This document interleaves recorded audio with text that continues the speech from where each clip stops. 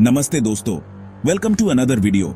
Today हम बात करेंगे अपने सबसे नजदीकी पड़ोसी चांद के बारे में। रात में आसमान में ये तो दिखता ही है, लेकिन चांद रहस्यों से भरा हुआ है।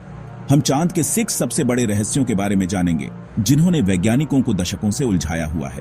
इसकी उत्पत्ति से लेकर इसकी सतह पर आने वाले अजीब कंपनों तक तैयार हो जाइए चांद के राज खोलने के लिए। Welcome to our channel. आज हम चांद के ऐसे ही रोमांचक रहस्यों के बारे में बात करेंगे, जिन्होंने सालों से वैज्ञानिकों को हैरान किया है। देखते रहिए जब तक हम इन 6 अनसुलझे रहस्यों को उजागर नहीं कर देते। राइट, सबसे पहले बात करते हैं कि चांद बना कैसे। आप सोच रहे होंगे प्लैनेट्स के मून्स होते हैं, सिंपल सी बात है, राइट? रुको जरा, चांद थोड़ा अजीब है। पृथ्वी के मुकाबले ये काफी बड़ा है। इसका सबसे प्रचलित सिद्धांत है जायंट इंपैक्ट हाइपोथेसिस। जरा सोचो, अरबों साल पहले एक नई बनी पृथ्वी मंगल ग्रह के आकार की एक चीज से टकराई, जिसका नाम था थिया। इस ब्रह्मांडीय टक्कर के मलबे से हमारा चांद बना। काफी ड्रामेटिक है ना? लेकिन कुछ बातें समझ नहीं आती। चांद की संरचना पृथ्वी की संरचना से बहुत मिलती जुलती है। अगर थिया अलग चीजों से बना होता, तो क्या हमें चांद में वो चीजें ज्यादा नहीं दिखनी चाहिए थी? कुछ वैज्ञानिक मानते हैं कि शायद थिया पृथ्वी जैसा ही था, जिससे इसकी संरचना समझ आती है। लेकिन इससे और भी सवाल उठते हैं। ये एक ऐसी पहेली है जिससे एस्ट्रोनॉमर्स हैरान होते रहते हैं। राइट, सबसे पहले बात करते हैं कि चांद बना कैसे। आप सोच रहे होंगे प्लैनेट्स के मून्स होते हैं, सिंपल सी बात है, राइट? रुको जरा, चांद थोड़ा अजीब है। पृथ्वी के मुकाबले ये काफी बड़ा है। इसका सबसे प्रचलित सिद्धांत है जायंट इंपैक्ट हाइपोथेसिस। जरा सोचो, अरबों साल पहले एक नई बनी पृथ्वी मंगल ग्रह के आकार की एक चीज से टकराई, जिसका नाम था थिया। इस ब्रह्मांडीय टक्कर के मलबे से हमारा चांद बना। काफी ड्रामेटिक है ना? लेकिन कुछ बातें समझ नहीं आती।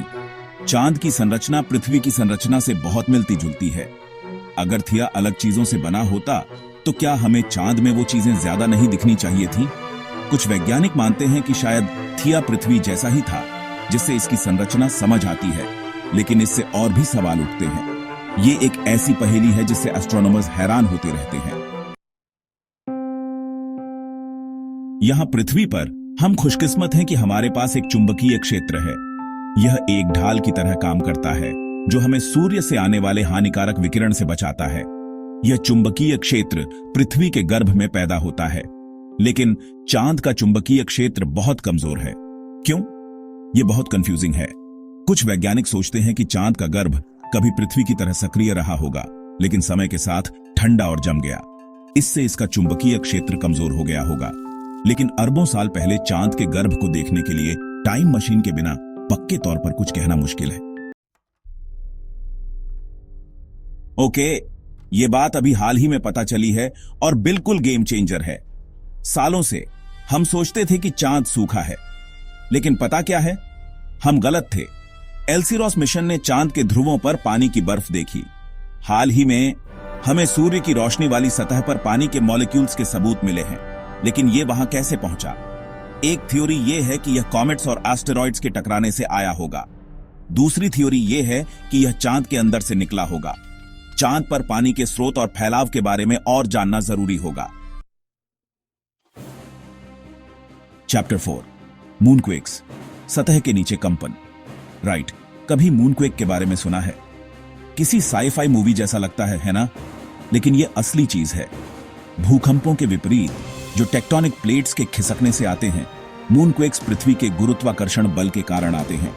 जैसे ही चांद हमारे ग्रह की परिक्रमा करता है, टाइडल फोर्सेस इसके अंदरूनी हिस्से को दबाते और खींचते हैं, जिससे यह कांपता और हिलता है। कुछ मूनक्वेक्स बहुत गहरे होते हैं, जो चांद के मैंटल से शुरू होते हैं, जबकि कुछ सतह के करीब होते हैं। ये मूनक्वेक्स भूकंपों से ज्यादा लंबे समय तक चल सकते हैं, जो कि बहुत अजीब है। हमें अभी भी इन मूनक्वेक्स के कारणों और चांद की आंतरिक संरचना के बारे में बहुत कुछ सीखना है। चैप्टर 5, द फार साइड, हमारी नजरों से छिपा हुआ। अब ये एक क्लासिक लूनर मिस्ट्री है, चांद का फार साइड। क्योंकि चांद पृथ्वी के साथ टाइडली लॉक्ड है, मतलब इसका एक ही साइड हमेशा हमारी तरफ रहता है। हम पृथ्वी से सीधे दूसरा साइड कभी नहीं देख पाते। 1959 तक जब सोवियत लूना 3 स्पेसक्राफ्ट ने पहली इमेजेस भेजी, तब जाकर हमें इस छिपे हुए हेमिस्फीयर की झलक मिली। और पता है क्या, ये बहुत अलग दिखता है। फार साइड पर क्रेटर्स बहुत ज्यादा हैं और नियर साइड पर दिखने वाले डार्क स्मूथ मरिया या सीज कम हैं। ये अंतर क्यों है? ये एक और लूनर पजल है जिसे हम अभी भी समझने की कोशिश कर रहे हैं। Chapter 6, a wisp of N atmosphere, चांद का एक्सोस्फीयर। आप सोच सकते हैं कि चांद पर बिल्कुल हवा नहीं है, लेकिन असल में इसका एक बहुत ही पतला वायुमंडल है जिसे एक्सोस्फीयर कहते हैं। यह इतना पतला है कि यह लगभग वैक्यूम जैसा है, लेकिन फिर भी यह है। लूनर एक्सोस्फीयर कुछ अनयूजुअल एलिमेंट्स से बना है, जैसे सोडियम और पोटेशियम, जो आपको पृथ्वी के वायुमंडल में ज्यादा मात्रा में नहीं मिलेंगे। ये एलिमेंट्स वहां कैसे पहुंचे, यह अभी भी एक रहस्य है। कुछ वैज्ञानिकों का मानना है कि यह सोलर विंड और माइक्रोमीटियोरॉइड इंपैक्ट से लूनर सरफेस से निकलते हैं। चांद के एक्सोस्फीयर का अध्ययन करने से हमें ग्रहों के वायुमंडल के विकास के बारे में सुराग मिल सकते हैं, जो कि बहुत कूल है। आउटरो चांद के रहस्य बने रहेंगे, तो लीजिए हमारे सेलेस्टियल कंपेनियन के 6 सबसे हैरान करने वाले रहस्य। इसके विस्फोटक ओरिजिन से लेकर इसके छिपे हुए हेमिस्फीयर तक चांद हमें हैरान और उत्सुक करता रहेगा। हम चांद के बारे में जितना ज्यादा सीखते हैं, उतना ही ज्यादा हमें एहसास होता है कि हमें अभी भी बहुत कुछ जानना है।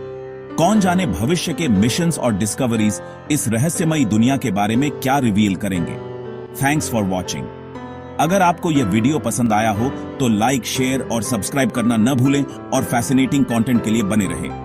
कमेंट्स में हमें बताएं कि कौन सा चांद का रहस्य आपको सबसे ज्यादा इंटरेस्टिंग लगा।